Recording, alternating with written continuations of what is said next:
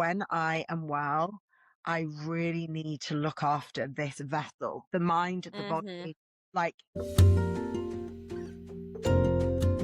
Welcome back to the Running Wine Mom podcast. I'm your host, Samantha Selinsky, aka the Running Wine Mom. Today's guest is a powerhouse who spent the last 15 years proving that motherhood and ambition aren't just compatible, they're a competitive advantage. She went from a career as an award-winning filmmaker and TV director to becoming one of the UK's original digital pioneers as the Honest Mom. She's an author, a fierce advocate for maternal rights, and she's just released a stunning new book, Greek Myths, Folktales, and Legends, which brings a feminist lens to the ancient stories we thought we knew. We're diving into the transition from film sets to mommy blogging, why she hates the term mompreneur, and how she reclaimed her voice after a traumatic birth to build a global brand. So without further ado, let's welcome Vicki to the show. Welcome, Vicki. hi, thanks for having me on your fabulous podcast, Samantha. I am so excited to learn all about you. But to start each episode, we have our wine, and win of the week segment. This is where we share our favorite bottle of wine, vent about something that's been bothering us, and celebrate our recent victories. So grab a glass, take a deep breath, and let's get started. So, Vicki, what is your drinking wine of the week? So of the week, now that it's really warmed up in the UK, we've actually got a heat wave. UK is not really known for heat waves. So I've been drinking some lovely, refreshing English sparkling wine. So it's made in a very similar way to champagne and sparkling wines, but it's here in the UK, and it's very crisp and light. And yeah, I'm really enjoying that, 'cause I often like a glass of rosé as well. Oh, that's Yeah, it's been perfect. I'm going to have to check out the English sparkling wine because I don't think I've ever had. I love Prosecco. I love champagne. So I feel like that would be right up my alley, You would love it. especially as weather's. Really amazing quality English sparkling wines, actually. So yeah, definitely try it. And what is your complaint wine of the week?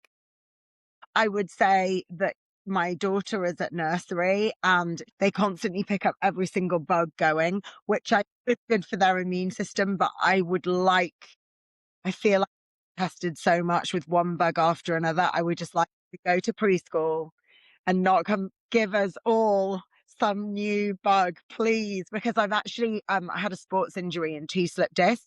So for the last 6 weeks I've been unable, I mean, for 4 weeks I couldn't move. I was on Oh crutches. my goodness. I literally, the last couple of weeks I felt myself again, and my pain manageable. So yeah, I definitely don't want any vomiting bugs or anything, please. I know. I'm hoping now that we're out of the winter season that it will get a little bit better. So I have a 3 and a 5-year-old, so I understand. You get they to get the system strong. Sometimes it feels relentless, and at the moment everybody's dealing with it, and you get a new I know. preschool. Oh, kids have got this, and then you just, oh my gosh, it's stressful. And what's your win of the week? Well, I suppose walking without crutches has been really good the last couple of weeks. But if we look specifically at this week, I've upped my walking, and I did like 18,000 steps yesterday, which I was really, Oh, my physio is not going to be happy with me because she said don't do too many. But she did say if you end up doing more, just rest today. So today's my rest day. But I awesome. feel like getting back to normality is a big win. I think Yeah, as a when something like that happens and it comes out of the blue, you just realize, oh my gosh, so many people are dependent on me. right. The fact that you can't parent how you want to, the fact that you're in constant pain, like it really reminded me of how precious my health is. And Hmm. yeah, so I definitely feel like it's been a win to feel normal again. Definitely been amazing. I'm so grateful.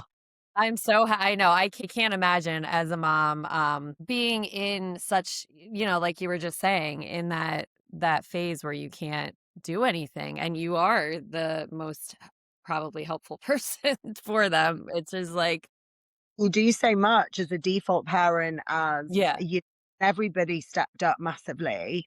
I've got well, two that's older, good. well, so I've got a 16 and a 13, and my 16-year-old was cooking, and oh my gosh, everybody really stepped up. And in a way, I think they realized how much I do, because I think so much Hmm. and mums particularly do is invisible. So I think like when that mum has to stop for whatever reason, it shines a light on like, wow, you do so. Even like Yeah. I'm like a what you call a soccer mum in American Canada, and it's like I'm constantly getting my son to football and daughter here, and it's just honestly all that had to stop, or someone else, and it's just reminded everybody of like, wow, mum is busy. Yeah. Well, I'm glad you're feeling better from it all, because that Yeah, is yeah, I'm definitely. sure they missed you. They did. And also, I missed being a really active mum. And I missed, for 4 weeks, I had to sit on a sofa in a very Mhm. specific way so as to try and alleviate pain, although it was constant pain. And, you're on pain relief and it's just tough. It's really, really hard Yeah. because you want to be doing all the stuff and you can't. And I really feel sorry for people that have, chronic issues and disability. Mhm. It is really, really hard. And I don't think society's that set up for people that can't do stuff either. And you only really experience you yourself are living with, right? So no, it's been feeling really grateful and also renewed excitement for like years ahead. Yes. Well, that's gonna be a good transition into our next part, which is fitness. What is your favorite way to stay active So outside of the last 4 really weeks? love, yeah, I mean, I've always loved yoga. It was something that I did a lot of when my boys were younger and I was really, really consistent. And then I think you go from 2 to 3 kids and I don't, you've got two, right? But three is like Yeah. 33.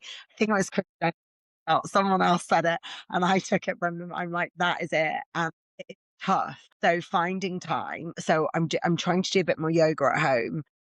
The neurosurgeon that's been I've been under his care, he said to me, Pilates, yoga, swimming and walking should be the Mhm. would. So I'm really trying to do a lot more of that. And I think for me, walking is quite easy. Like we live in Yorkshire in the countryside. It's very, very pretty. I walked to my daughter's school yesterday, walked back. And when the weather's good, it's like, and I've got this app on my phone so I can see my steps. And yeah, I'm that person that needs goals, even when it comes to like step count. So I can kind of give myself a little tick. I've done 10,000, I've done this. But really, I think for most women, we deprioritize ourselves Mhm. last on the list. And I think dads do this as well. We're so busy as parents. We are spread as thinly as butter. Right. One of the big lessons in dealing with acute pain, dealing with injury recently was when I am well, I really need to look after this vessel, the mind, the Mhm. body, like, because you cannot be strong for anybody. And first and foremost, I think we need to really, really be serious about that. Not just, yeah, I'll do this. And like, so I'm trying to be very intentional and mindful about everything. And that's also including what I'm eating, what I'm putting in my skin, all those things. I just want to Mhm. really look after myself and not just be last in the priority list. I So know. collagen, having vitamins, like eating a healthy Mediterranean diet, but also allowing myself treats as well, but just being mindful about everything. And you know what, I've talked about this a lot, but I'm only really fully whatever the last year I would say that I'm being a lot more strict about what I'm doing. Yeah. And it is so important. If we put ourselves for I always say when we put ourselves first, everybody else is happy because we're happy. Exactly. It's like that happy life. I say to my husband, Ye and everyone's happy because tend to be the foundation. And that's not to Mhm. say dads have to pitch in equally and things like that. So I'm not diminishing anybody's role, but I think that I've always been an incredibly maternal person and I am very active and I am a little bit of a control freak as well. So I like to be across everything, Yes. finding a lot of pleasure in my work and that intellectual stimulation and writing books and things. Because I think for me, that's another element of being happy, having the space Mhm. right. And I think for a lot of us that are working digitally, we're creating videos, reels, TikToks that are what you would call editorials. So they're like things that we love and that are fun. And then, we're also working on campaigns, again, with brands that we love and that we want to advocate for. But that's like the more paid activities. So we're essentially online magazines, Mhm. think that, yeah, it's just been nice to be more mobile and doing more fun things and, filming, Awesome. really normality. Yeah, no, I totally understand. And you, speaking of your digital footprint, you are the honest mom. So we have to talk a little bit about parenthood. What So, do you think you were least prepared for in parenthood? oh gosh, I think going from naught to one baby is the biggest jump in the world. Yes. Jumping off a cliff and, you try to parachute up and then it takes about a year to come up. It's tricky. I remember feeling incredibly shell shocked. Did you feel that way? Hmm. Oh my, I was like, everyone said, "Oh, one baby is so easy." And I was like, "What is this?" Like 1 to 2 was fine for me, but 0 to 1, I was like, "I cannot believe that people are reproducing." Because Go from like a sort of life where you can have spontaneity, you can do Mhm. stuff, you've got kind of some routines, rituals, and then suddenly this little baby who cries all the time, who is attached to either your breast or a bottle constantly, that you are having to look after, care for. It's actually the biggest jump. I think it's harder than 2 to 3. I think it's harder, Ye I say the one thing is once you've got a baby, life feels pretty chaotic. So you're just adding Right. the chaos, but going I from agree. stability to like suddenly the baby is in control of everybody's Right. schedules. And also you're learning as you go. And I think what was interesting when I had my first baby, I was pregnant at 27 and had him just as I turned 28. And I was actually the first out of everyone I knew to have a baby. Okay. So Yeah. that makes you quite lonely because all your friends are working and whatever. And I remember the group of mums we have something called NCT here. They were all a lot older than me in that group. And it wasn't that we didn't get on but they were in a different chapter of their lives Mhm. in terms of everything, whether that was career stability, like what they were doing. It was really, really different. So I did make some friends, but I did feel very isolated and I was far from my mum. And genuinely, I know like 28 doesn't sound that old, but I felt really young. I feel like it's young for babies for me. I didn't have my kids till 34. I have this 6'2" 16-year-old who looks like 21. And we were in London the other week because I was, attending a press briefing with the government and we made a bit of a weekend of it. And although my son couldn't come to the event with the Prime Minister, he went off to a cafe and we're walking around and I'm like, I saw some people looking at us a bit confused, which hopefully it's 'cause I maybe look youthful. I don't know, probably not. A lot of concealer to hide the bag looking at us like, "Is that his mum?" Like, I do look like his mum, so I'm not deluded. But it was just I noticed a few people sort of looking and I thought, "Oh my gosh, I have this boy, he used to be my, like, little baby. Now, Mhm. man, Yeah. still too young to have the man, that's a baby. He needs to be, like, maybe my middle one's 13. Yeah, that's fine, but, like, 16 looking a lot older, it's scary." And I then know. 4-year-olds, I've got I'm going through each child is going through whatever, puberty and exams and then child tantrums. It's not for the weak. Right. And you had Florence is your daughter's name, right? Is that and you had her after 40 with 2 teenagers already in the house. How Well, did age becoming were 11 and 9. okay. Yeah, and they're teenagers now and she's 4. Yeah. So, I had Florence when 5 days before turning 41. So yeah, uh, Okay. So it's 40. yeah. Physically, I had a really great pregnancy, probably the Right. easier than when I was 27. Had, Mhm. had hyperemesis with my first, whereas vomiting all the time. It was terrible. Whereas with my second baby, I didn't have that. With her, I didn't have that. So I did get poorly at the end of the pregnancy, nothing to do with age or anything. And I ended up having quite a traumatic birth with her. So my first baby at just 28 was a traumatic birth, and my third. And it's really interesting because even though I'd shared a lot about birth trauma and advocated when I was in the thick of it with my third baby, it was really hard still to reach out for help because I was trying to survive. And with 3 Right. now, and it was like, everything was harder. And it was one of the reasons we decided to move back to Yorkshire from the south to like live with my dad, because I definitely felt with three kids, if I could have a village around me, I needed it. It's Important.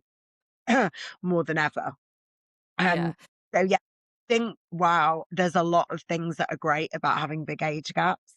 So the fact that like, so it was a, 11 and 9 year age gap. I think that was, or 12. I think that was so nice because the boys matured a lot and Mhm. we were kind of experiencing what it's like to nurture a baby. They're still kids. I Mhm. didn't give them like parental responsibility style things, but the fact that they learned so much about looking after this cute little bundle and they loved it and they're all really, really close. They irritate Yeah. each other now because the 4-year-old is, she's like a 10-year-old. Yeah. They wind each other up, but it's lovely to see their bond. But it Yeah. was Well, hard. First year was hard. Wow. we yeah. My age gap is actually exactly the same as your kids are. So I'm 11 years older than my brother. My sister is 9 years older than my brother. Oh, wow. And my mom was almost 40 when she had Robbie. Amazing. And how was Yeah. it? It was awesome. We loved it. We loved having him as our little, like, he was like our baby doll, basically. And yeah, we're super close. We're in his wedding in June. Our husbands are in his wedding. We see each other all the time. And it's so funny because, yeah, like watching him grow up, I'm like, I remember everything from 0 till now. And I'm like, how are you getting married? That will have influenced you as a parent because it's so character building and as a child and having this little, like you say, this like baby doll that you look after. And my boys were desperate for a sister. They were, because I wanted to leave it as a surprise. And they were like, no, no, no. And I really, and the joy, they were elated. They were, because they had each other as brothers and they just really wanted to experience. And it's so sweet when I see the boys playing with them because what's interesting, I don't know if you found this as well. The blessing of an age gap is that the boys, it almost elongates their own childhood, right? They Mm-hmm. get to Mm-hmm. doing, they're playing, they're in the playgrounds, they're in spaces that are for younger kids because they've got the sister or they've got the brother Right. that's sibling, and it actually extends their childhood in such a precious way that Yes. people worry a lot about age gaps, and I always say, like, don't worry about that. It's honestly Yeah. such a lovely thing for everyone involved. But yeah, three kids is very, very intense. You're out, everybody's, there's always one kid ill, crisis, school thing. So I definitely think you have to be very, very tough in terms of like strong as a person, not tough on your kids, because I'm like the softest person ever. But yeah, I think that our move, if you do end up having, for anyone that does end up having three kids, if they are able to be around close friends, family, and I think that's such an important thing of survival, really, Mhm. because that, if you look historically, if you look at our ancestors, like that kind of setup was always the way. And there's even some studies that say that women become menopausal because they wanted the sort of matriarch, the grandmother, to help raise grandchildren. So it's, some researchers see it as like an evolutionary thing as well, which I find Wow. thing. That's really cool. All right, so let's get into you. Your bio says you're a filmmaker and author, and of course, the honest mom. But if I bumped into you at a grocery store and had zero time for the elevator pitch, how do you describe yourself to a stranger? I think I would just say like I'm a creative, really, that I'm a writer, and that I would always say, that I'm a mum because that's the biggest, most important role to me that dominates my life. When you're a mum, that's the thing to me is the most important and also at the most time. So yeah, I would definitely be like, I mean, usually I'd say I'm a writer. I mean, I do quite a lot of TV work in the UK, and that gives you like a sense of visibility. That so often I find if anyone stops me, they've either seen me on TV or they've seen me on social media. I think the Yeah, really funny thing was when Florence, I mean, I still have quite a lot of viral content, but when Florence was little, she was constantly going viral on Instagram. And we always had like lovely mums stop us and be like, oh, I saw that video. And it's really But I think what's interesting with social media is like you can have this international like reach. So someone in the grocery store might not have ever heard of you, but something's gone viral and loads of Americans have seen your video. So I kind Yeah. of feel like I would never consider myself famous per se. I would just say that people have a certain visibility online, and that really Mhm. quite powerful. And I think in the last year that I've moved into, well, last few years, really, quite a few years, moved into like more political spaces and trying to help shape policy for the better or advocate for mums and campaign. I think that's been really important to me. Yeah. Using a platform for good and try and mobilize parents to help them with flexible working there's a lot of that work that's been really interesting for me as well. I've loved Yeah. I love that. And it's such an interesting space being in the like content creation world. And I feel like when people ask what do you do, I always kind of stumble. So I like to hear what other people say. And then the other thing, in your book, Mom Boss, you talked about battling imposter syndrome, which I absolutely have. And even uh, now, like with all your awards, your TV appearances, do you the imposter yeah. still? And I mean, my book is called The Working Mom in America Yeah. and Okay. not called Mum Boss. It's only called Mum Boss in the UK. But just to distinguish that. Mhm.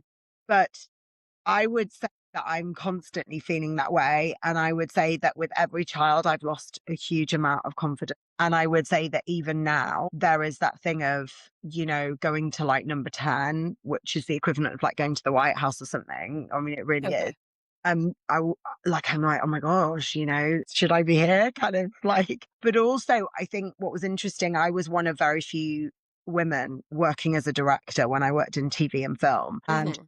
we were told at film school when I did my master's, you really have to walk into that on set. You're lucky enough to get there. I mean, I worked in the film industry for many years. I worked for the BBC. I started working in TV and film all through like school, everything. I was working in local news. It was like what I really wanted to do. And I remember them saying, you really do have to like fake it to make it. And that was being Mhm. 19, 18, that you do have to go on set and this is a male dominated field and you are worthy. And if you don't feel it, you have to ground your feet to the floor and just convince your brain. And obviously, I didn't really know a lot about neuroplasticity then, about the fact that Right. more that you practice things and do things that you start believing it. And I've Mhm. had a lot of therapy as well, which I think is such a gift. And I think it's a really important thing to do if you can access it, even before kids, to heal a lot of that inner child stuff, to work through it, Mhm. because it's going to show up, because that's what happens in life, not just with kids, Yeah. but generally with stress, with whatever. So I feel like I'd kind of won quite a lot of battles as a TV director. And then I was told, you do need to have a baby before you're 30 if you want to have kids. So I was like, oh my gosh, just because of I had a condition called PCOS, which they say Mhm. that even before Florence said nothing's visible with that condition, not in blood tests, not in scans. So that's really interesting. There's not enough research done about women's health, really. So Mhm. essentially I felt like I'd won a few battles there. I'd won awards as a director, but then you pivot into another career. Yeah. Mine was completely accidental, like 15 years ago. No one even knew what a blog was in the UK when I set up. So I think I've had to fight to be taken seriously quite a lot. But obviously, Mhm. background as a filmmaker and having won awards, and my films were in Oscar qualifying festivals. I'd worked for a really famous TV producer, I'd worked for the BBC, I'd had that behind me, and quite young. I was like, why is no one taking me seriously now? Because they don't understand this space. So, in a way, helped me advocate for other creative mums, helped me really push what it meant. The campaigns that I did were really pioneering. I was the first digital creator to work with an airline, right? Wow. It was like, there should be no stopping us. And now there's like millions, which is amazing. I was definitely in the wave of people that were the OG kind of creators. Mhm.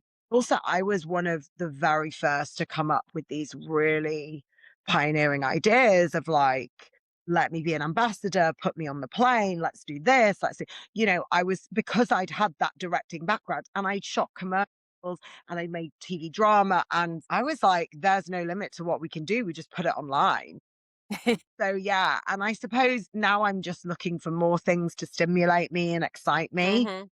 So Mhm. children's book was one of them. I'm now looking ahead to other things. I think that the US do it really well because there were American bloggers when I started out and they were massively successful, right? So I was like, well, we can do that here, surely. Right. We've Yeah. got a great history of the arts, of storytelling, supply that. And it's actually looking back on it, it's really weird that it wasn't of any, it was purely timing. If you are at the advent of anything, you have this USP, you have this advantage. Yes, I Mhm. skill set that was transferable. So of course storytelling came a lot easier to me, but it meant that like doors could be opened in really Mhm. ways. And it matched a time when advertisers were moving online. Like it was the advent. Right. So I'm very much it's due to timing as well. Yeah. I can't take all the credit. Like it just happened that I was on mat leave when the advent of digital was happening. So cool. And you've been called a mompreneur, and that's a term that you have found Well, famously patronized. my mum boss, because it's like it felt like quite empowering. You're a boss, but especially if your business was related to being a mum. But I don't know why. I don't hate it. I just find it just gives me a little bit of the ick purely Yeah. because yeah, it didn't feel like I don't know, because maybe it's a hypocrite to say that because I like mum boss. I find that empowering. I think because mum boss came off the back of girl boss and it felt Right. like a zeitgeist term, particularly at the time. But I just feel like mumpreneur is like just distorting entrepreneur. And really, mum bosses are entrepreneurs. But, maybe it's hypocritical of me. No, I don't think so because I think like mom boss is like a power term for someone like it's like I guess like a description of someone. A mompreneur kind of I feel like if you it like not dumbs down what you're doing, but there's no dadpreneurs, like if Yeah. Sure. Whereas I you feel like it is different. also, but I mean, look, I think some people are really triggered by these terms. They find them kind of like you say, just reductive. Yeah. If something is part of I don't feel like mumpreneur became part of the zeitgeist, really. I Right. don't think anyone was calling themselves that. And I think a lot of language is about a load of mums were calling themselves mum bosses and they loved that term and they found it like empowering. Right.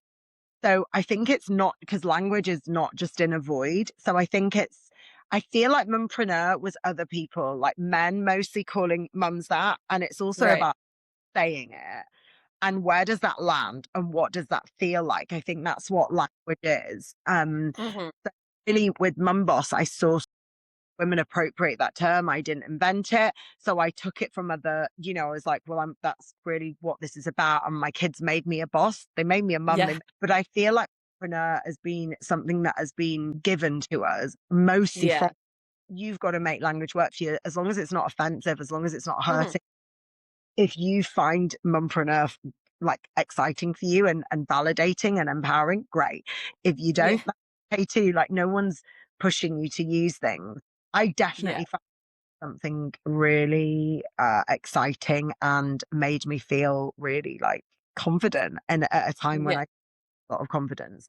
But back to the confident thing, I think it's very, very hard when you are giving everything of yourself to your kids in the first few years to feel confident because it's like learning a language. You have to practice to feel speak. And I did so much Duolingo in French, and then I would meet up with French friends, and I would still stop. And I realized it's because I'm not really practicing that language. If I'd lived in France and I was doing that, I would feel so much more confident. And it's the same. You are out of practice. You are out of the workplace. You are out of giving presentations, or you're out anything that you're not doing repetitively. You're not going to feel good at. So Right. you're being, and I think as women, we doubt ourselves a lot because we are working in a patriarchy. So we don't have lots of things going for us in terms of infrastructure. So I think that also makes it hard. So I remember actually before video became a really big thing. I mean, YouTube was big, but Instagram hadn't launched reels, things like that. Everything's video now, right? I remember my husband saying to get confident, why don't you get this Canon camera, put it on a little tripod and just film yourself every day? You don't even have to share what you film, just so you get into the practice of doing that Mhm. all the time. And I ended up sharing quite a lot of the content, not everything, but a lot. And that put me in really good stead. And that's someone that used to be a director, but I wasn't. Mhm. I was behind the camera. So Right. my advice is if you want to do something, even if nobody in the world sees it, whether that's writing a book or doing, practice first until it becomes naturalized. Right. Creativity particularly is like a muscle that requires exercise. And it's like if you're writing a novel, if you're writing a book, it's all in the rewrites anyway. So there's a very good book by Dorothea Brand, Becoming a Writer by Dorothea Brand. And it was written in the 30s, and other people have taken her exercises and they've made them their own or they've changed them or whatever. But her exercise that I still swear by is that every morning you write this stream of consciousness and you don't read it back and you don't think about it. You just write. Okay. And you do that every single day and you fill up your diaries. And what that does is it removes the barrier between you and your laptop, you and your notepad. Obviously, in the 30s, they were writing, right? I don't even Right. typewriter came out, but I'm sure it was a lot less. But that thing has boded so well for me. Ooh, I might try that. Yeah, you should, but you mustn't read it back because it doesn't matter what you've written. There's the part of your brain that is just writing, and then it honestly makes it 100 times easier to start whatever it is. Because Mhm. we're looking at blank pages, we're procrastinating when a lot of that is just through lack of practice. Yeah. She taught me a lot. That book is really should be every writer's first port of call. Awesome. And speaking of writing, you just came out with a new book, Greek Myths, Folktales, and Legends. Can you talk a little bit about that? So I don't know if it's available in the US. I don't think it is, but it's out in the UK and it's done really, well. I'm really happy. When I say it's done well, I mean like it's been received so well by children, which is my biggest goal. Like obviously it's lovely when you get nice sales and things, but no one goes into children's books to make them unless you're this massive children's author. It's not like an immediately like very lucrative thing, but that didn't Right. bother all. It was very much about writing. So I retold Greek myths, which I grew up with, and are really foundational stories that influence European storytelling Mhm. massively, 2,500, 3,000 years ago, and influenced Shakespeare and these incredibly powerful stories, love stories, and also really surreal and a bit bizarre. We've Right. Ellen of Troy who was birthed from a swan's egg, and we've got all these incredible characters, but it was a joy. And I went back and I did so much methodical research and tried to go back to the earliest iterations because they were word of mouth first, and then they were written down by Homer and Hesiod. And then I was like, how do I make these feel modern and fresh? Right. The kids. So that's what I did. So it's for 8 to 12s and I'm really proud of it. And I've been on a school book tour and just meeting kids that are like so excited about my work is just such a pleasure. And I've had some emails from parents and teachers saying that children they know of that were very book shy are loving the book and won't put it down. Oh, To me, I'm just like, oh, and what's lovely, it's a collection of stories. So you can dip in and out, you can read one, like it doesn't feel overwhelming. So yeah, I really loved that. And I learned a lot because there were myths that I'd never even read or heard of that I included in there. So that was mhm. cool. I would definitely recommend all children like dive into Yeah. the. Did you have a favorite myth that you wrote about? Yeah, so there's a story of Persephone, which and the six pomegranate seeds, which I'm sure you've heard of. There's like a musical, Hades Town, that is reflects that as well. And that's a really beautiful story, and why I loved it so much. It was about a bond between a mother and daughter. So it reminded me of my mum as well. And obviously my daughter, she's very little, but and the daughter Persephone is stolen by the god of the underworld, and her mother doesn't know where she's gone. And she spends the year searching for her. And in that year, she makes everything turn to autumn and winter. And when she's reunited with her daughter, it becomes spring and summer, which is very like Frozen. I'm sure they were influenced Yeah.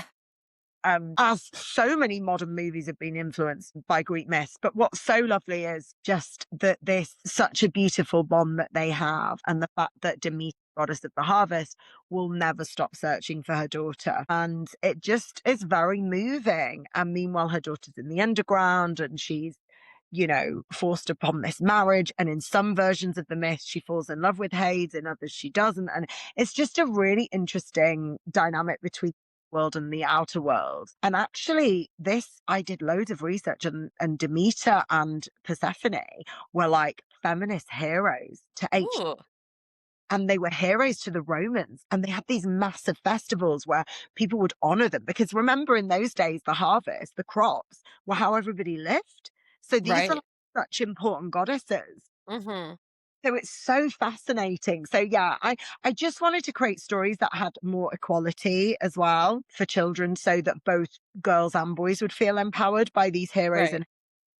And honestly was probably one of the biggest career highlights of my life to like Oh, read. fun. I felt like I had such a responsibility to do that. Also, I was like, okay, so Homer and Hesiod retold these stories all these years ago. And I'm like, until probably 6 months or whatever, the next person that retells these myths, right now, I'm the latest in that line of Greece Yeah, that's so that have cool. told those stories, not from an egotistical perspective, but from a perspective of like being a caretaker of these stories and keeping Right. the fire burning. So in the Olympics, they passed the fire torch. Mm-hmm. They passed it to me. I've written it. There'll be someone else in a year or 2 years or whoever who retells them again. But for now, this is my little baby.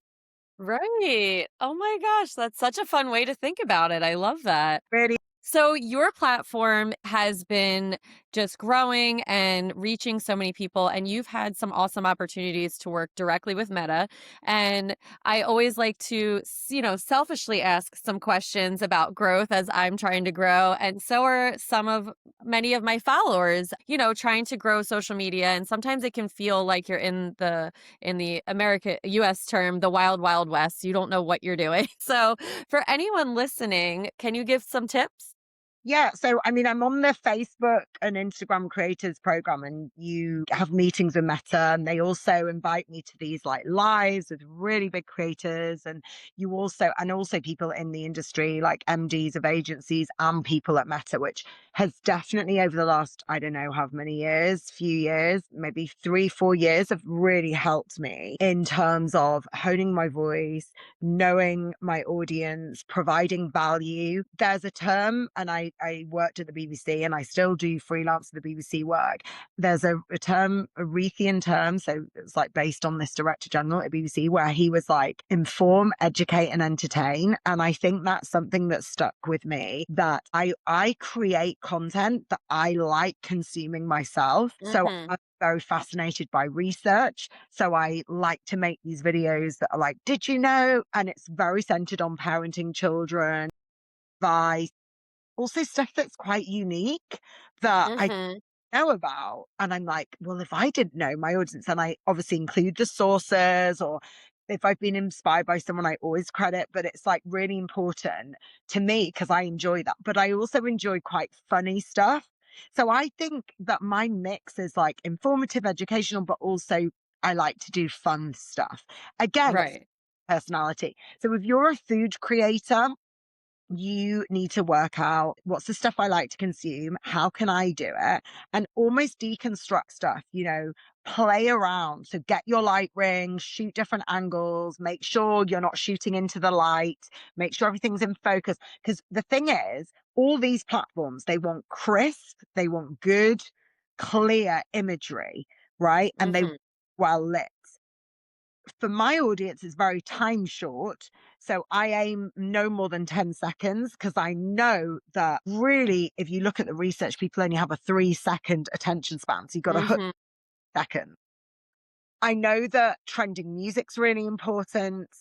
One thing that I also really enjoy is TikTok. And I find that, it's really fun over there. And because I don't have a huge following over there, I feel more relaxed. So like I can share something that doesn't do great. I'm not panicking that like Right. my views and things. But one thing I would say is that, yeah, when it is your job, it does become more high pressure. So Mhm.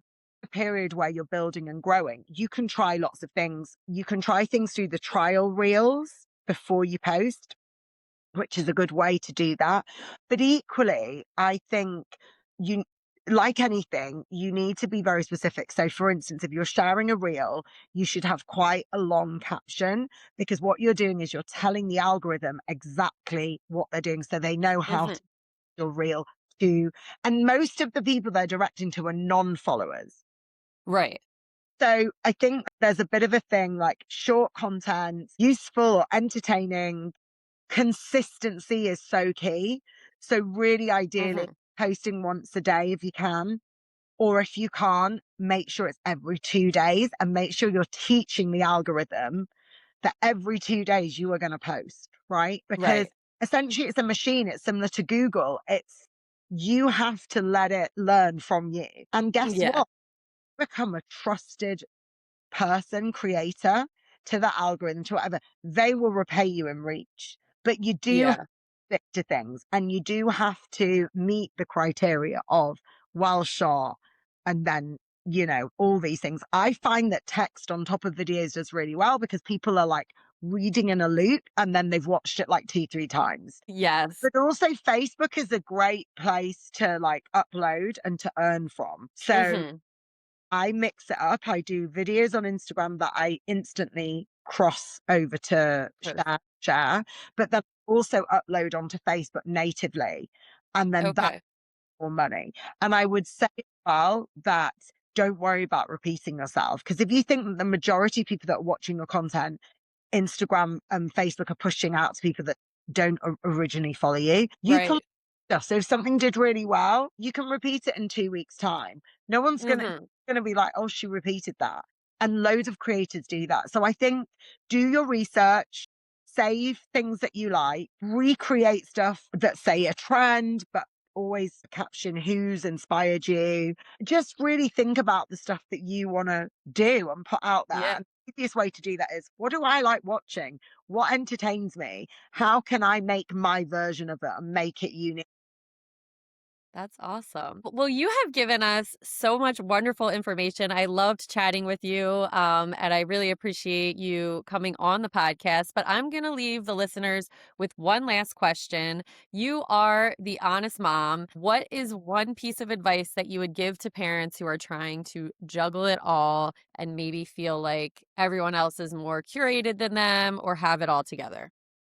I think we're all dealing with chaos. And I think even if people are showing a side to themselves, we're all human, we're all dealing with things. And I would just go easy on myself and try not to compare your life. I know it's hard because everything is sort of in front of you, even if you're not seeking it out. But I mean, my mum always said to me, there's always going to be people that are more attractive than you, smarter than you, richer than you. There's always going to be that. You've really got Hmm. to earn with being content with who you are right now and what you're doing.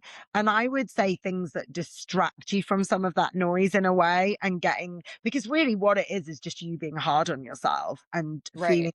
enough. That's what it all comes back to. So I think moving your body, eating well, nourishing yourself, doing mindfulness, those things, although they're like, yeah, yeah, we know it. But if you actively start doing that and you start working on you, that sort of that healing, that sort of thing, it makes you stop doing those negative Hmm. spirally things. And I think it's so easy with social media. If you're in a bad mood, you can just look for things to like Yeah. itch that spot.